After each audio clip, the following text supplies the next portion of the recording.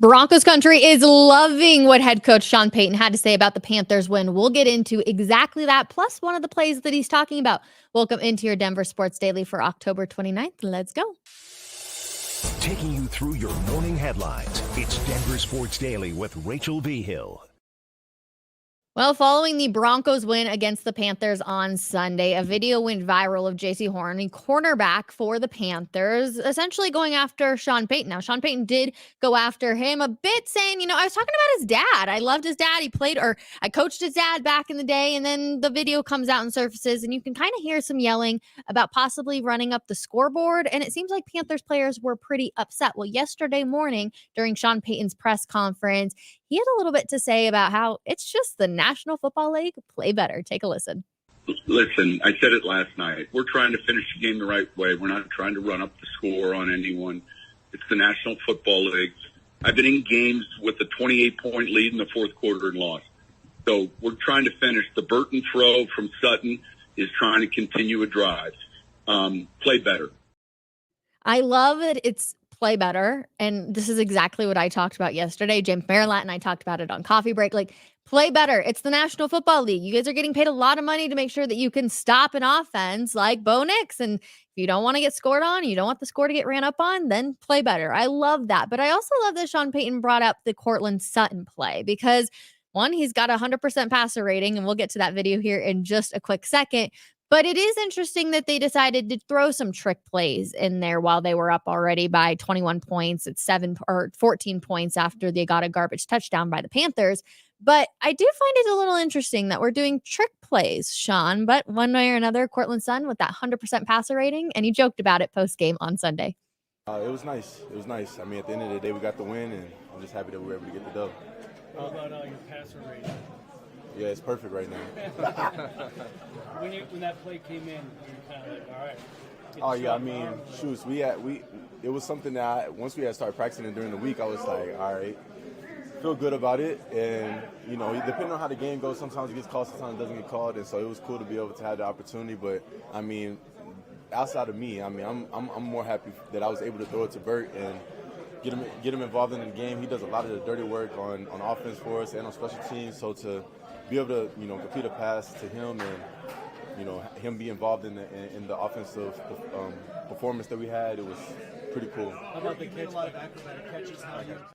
Now, who knows? Maybe we will see a few more trick plays as they have a very tough game this upcoming week as they will take on the Baltimore Ravens. But hey, the national crews are saying this is supposed to be a good game because the number one CBS crew will be with the Broncos on Sunday. So it was announced on Monday that Jim Nance, Tony Romo, and Tracy Wolfson will be responsible for the broadcasting duties between the Broncos and the Ravens. And per Denver Sports senior Broncos writer Andrew Mason, host of Orange and Blue Today, this is the first time in 5 years that the Broncos have had Nance, Romo, and Wolfson for a typical Sunday game. They were in Los Angeles for the Christmas Day slaughter in 2020 by the Rams that got former head coach Nathaniel Hackett fired. But this is just a typical Sunday game, and it's going to be a good one with 2 5-3 teams battling it out.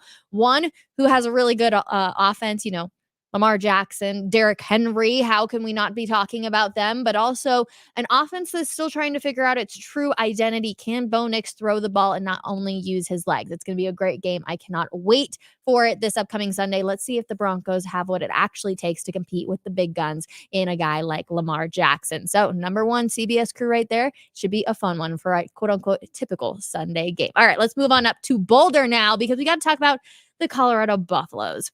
They came away with a few awards on Monday that were handed out by the Big 12 Conference for weekly performance. So first one, we'll start with two-way star Travis Hunter. And then we got running back Isaiah Augustov, each picked by the conference for Offensive Player of the Week, while Augustov got named the Newcomer of the Week. And earning the nod on offense, Hunter is the first player in Big 12 history to win offensive and defensive weekly honors after being named Big 12 Defensive Player of the Week back in September.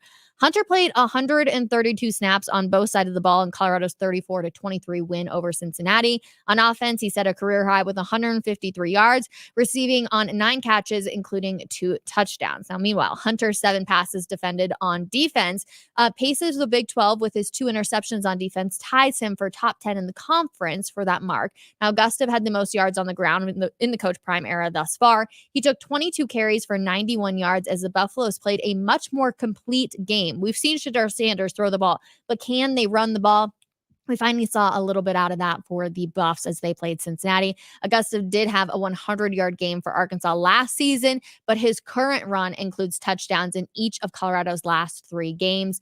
Whew, it's a good thing we're seeing more complete game out of the Buffs. If you watched Coffee Break yesterday, then you know James Marilat is all in on Coach Prime and what he's doing with the Buffaloes up in Boulder, saying, yeah, I could see them being an at-large bid to get into the college football playoffs. I know also on First Take yesterday morning, they were talking about how the Buffs are the hottest team right now. Everybody is talking about them. So it's going to be interesting to see how all of this light starts to shine on everything happening up there in Boulder and what ends up happening there. But hey, you got 2 awards for 2 good players up there for sure. All right, let's talk about the Denver Nuggets now because they were winless going into the season. Now, it was only 2 games, and I know that, so don't come at me. But Denver was down by 15 points multiple times in the second half, and things were pretty much over with 2 minutes and change left. And the Raptors were riding a nice 111 to 101 lead, and then things all of a sudden took a change. The Nuggets went on a 23-5 run to surge for a tie, and it was just enough to survive the final moments of overtime. Jokic tallied 13 points down the stretch to finish with 40 for the second contest in a row. How often can you ride Nikola Jokic? I know he's used to carrying this team on his back, but how can we do it so early on? However, Nikola Jokic through 3 games this season, 97 points, 31 rebounds, 21 assists, and 9 stocks. So that's steals and blocks. And he's the first player in NBA history to reach those numbers in the first 3 games of any season. That's no surprise, right? It's Nikola Jokic that we're talking about. He just continues to impress time and time again. But it was Jamal Murray who really came in and saved the day because he went from 6 of 20 from the field and hit the game's biggest shot and still found a way to score 17 points with 9 rebounds and 7 assists. Now, his success in part did come to the fact that he was at the line 5 times because he got connected on all of those shots, which definitely helps his numbers go up. And Denver hit 24 of their 30 free throws in the game. Now, Denver has the second half of a back-to-back facing Brooklyn here tonight. Now, the Nuggets have a few days before a playoff rematch with the Wolves on Friday, which is also part of another back-to-back with the Jazz, who will be visiting Colorado on Saturday. So they're on the road for the next 3 games. They come back on Saturday and they take on the Jazz at home. We got to see a more complete game from this Denver Nuggets squad. And I know it's only 3 games into the season, but the fact that you lost your first 2 and the second one came down to the wire as well, and then you have an overtime game only because Jamal Murray does what Jamal Murray does best, and he hits a late night or a late game shot. My biggest issue right now with where the Nuggets stand with Jamal Murray is, yes, he hits the big shots. We saw it in the playoffs last year, right? How we had the buzzer beater, we had the game winner from Jamal Murray, but where is he the rest of the time? And I feel like that's the most frustrating thing is I just keep waiting for Jamal Murray to show up time and time again. And I feel like it's lacking on that front. So it's time for Jamal Murray to put his money where his mouth is a little bit. He got that big extension this summer. Let's see him show up before the end of the game. And hopefully Nikola Jokic isn't having to carry this team on the back. Let me know how you feel about Jamal Murray, because sometimes I feel like I'm really critical of him because, he's such a big name and we really want to be talking about him being this, incredible all-star and everything else. And we just haven't seen that from him yet. So I'm really curious where you guys are. We'll get into that in the comments at the end of the show. But like I said, they will be taking on the Brooklyn Nets tonight in a back-to-back. So make sure you tune in for that one. Let's move on to the Colorado Avalanche now because they struggled losing 5-2 to the Chicago Blackhawks last night. Now, Jared Bednar says he looks at seasons in 10-game increments. On Monday, after the 5-2 loss, the Avalanche had reached the 10-game point of the season, which is crazy. It feels like it just started. Now, what's Colorado's record? They've had 5 wins and they've had 5 losses. But they've also been down Arturi Lehkonen, Valeri Nichushkin, Gabriel Landeskog, and 1 game into the season, they lost Jonathan Drouin. So by no means is this a healthy squad, and they are having to ride on the backups a lot. But they also now have lost Ross Colton, who had stepped up in a big way, and he's the next forward to hit the injury list. He left the arena Monday in a walking boot after blocking a shot, and Jared Bednar says he, quote, will, quote unquote, miss some time. Now, with Alexander Georgiev struggling in net, Justice Annunen helped steer the ship in the right direction, but it was Georgiev who was in the net last night. And of course, they end up losing. Now, we still know that they're in a goalie competition, but it really does feel like it should be going in one way and not the other, with Georgiev not getting the starts. I know a starter last year, everybody was, kind of okay with it. It wasn't like he was the guy all the time, but he had his moments. But it feels like things are starting to definitely ship the other way. But when Tampa Bay comes into town on Wednesday, it'll likely be Annunen and net again. Now, what happened last night in the Blackhawks game? Well, Chicago scored 3 goals in the opening period of the game, and they locked it down for the rest of the night. Now, what went right for the Colorado Avalanche? Honestly, it felt like nothing. They couldn't connect their passes. It looked like they had no legs from the puck drop, and they just couldn't get any better as the game went on. Now, the Avs did have a brief burst late in the game, but eventually that was killed by a Miles Wood penalty, and that always hurts just a little bit. So it is one of those things where having your goaltender that you trust a lot, Annunen, in the net would probably benefit this team, but also it seems like they're a little tired and they're having to ride on their stars, and their stars just haven't been showing up in all the ways they need them to. It's tough right now for this Colorado Avalanche team. It's tough right now for this Denver Nuggets team. I feel like expectations are so high for both of these teams. And yet for the Avs, we can kind of put it on the fact that there's so many injuries. And yet for the Nuggets, it's like, well, what are we missing? Just the guys that you lost in free agency? I don't know. There's a ton to dive into. I'm really curious how you guys are all feeling about this stuff. So I really want to just get to it. Last night felt like a scheduled loss for the Avs with the back-to-back. They played horribly for the first 2 periods.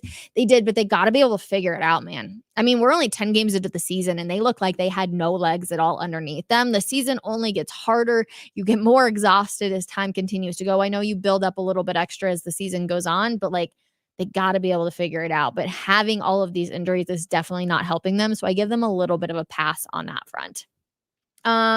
Finally, the Nuggets got a dub last night in overtime at Toronto. Hopefully they keep it going tonight at Brooklyn, which should be a much easier opponent than Toronto was for sure. Go Nuggets. Happy they finally got the win. A little bit of a bummer that it had to go into OT, but they were able to pull it off. Truthfully, I'm watching that game and I'm thinking there's no way that they're going to be able to pull this off. I was like, it's just the 15-point lead so late in the game. I was like, there's just no way they're going to be able to pull it off. Jamal Murray does what Jamal Murray does best. But like I said, I want to see Jamal Murray before the end of the game. I need him to show up before then. So that would be really, really nice. Let's see. Dun, dun, dun, dun. All right, moving back to Broncos. I hope Sean Payton and the Broncos players take it personal that they are 9.5-point underdogs. Well, they should, for sure. Sean Payton's definitely was not happy after the win on Sunday, as he shouldn't be. It should have been a much, much higher score line than the 28-14. And when you look at that, it's kind of like, oh, well, that was relatively close considering how bad the Panthers are. The game felt like it was much, much greater than that when it came to the score line. But yeah, they should probably take it a little bit offensive, but also I don't think anybody, raise your hand if you think the Broncos are going to win on Sunday. I'm sorry, I don't. I think Lamar Jackson and this Ravens team are a much better team than this Denver Broncos team is. Now, hey, if Bo Nix can go out there and look like he did against the Panthers defense, against the Ravens defense, then heck yeah, it can be a really good game. But up until then, I just don't know if that's going to happen. So please raise your hand in the comments if you think that the Broncos are going to pull off a win on Sunday. I hope that by the end of this week, I feel like that same exact memo essentially going into it. But as of right now, I'm like, I just don't see it. So hopefully they do take it a little personal. But we're going to have to see some really, really good defense, and they're going to have to stop Derrick Henry as well. All right. Dun, dun, dun, dun. Biggest disappointment of the year will be the Nuggets.